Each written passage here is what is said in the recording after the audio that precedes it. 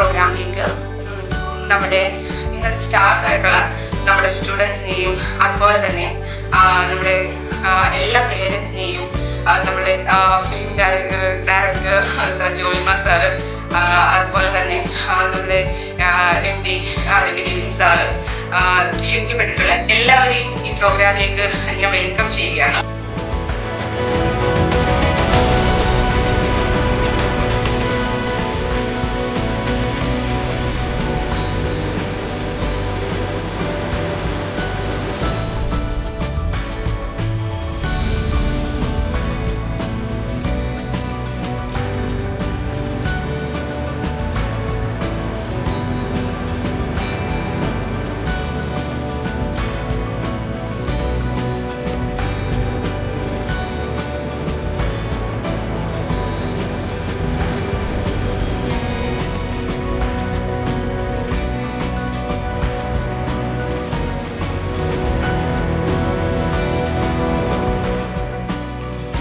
വന്നു.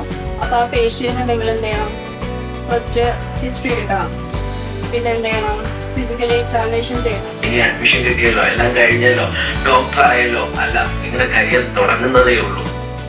നിങ്ങൾ എന്താകണം എന്ന് തീരുമാനിക്കുന്നത് ഈ 5 വർഷമാണ്. ഈ 5 വർഷം പ്രോപ്പറായിട്ട് നിങ്ങൾ വർക്കൗട്ട് ചെയ്താൽ നിങ്ങൾക്ക് ഒരിക്കലും റിഗ്രറ്റ് ചെയ്യേണ്ടി വരുന്നില്ല.